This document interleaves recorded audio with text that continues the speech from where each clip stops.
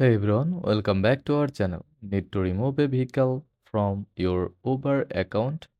Here's how to do it in just a few steps. First of all, open your browser and go to supplier.uber.com. Log in with your Uber credentials. Once logged in, tap on Vehicles.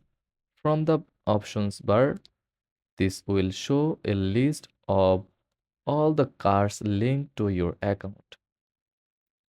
Find the vehicle you want to remove. Click the three dots on the right side and select remove vehicle. Uber will ask for confirmation. Just hit delete again.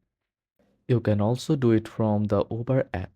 From the top left menu, tap account and select vehicles.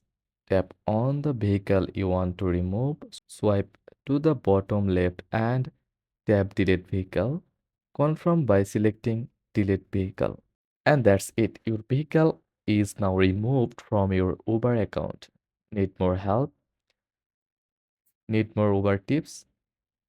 Like and subscribe for more tips. Thanks for watching.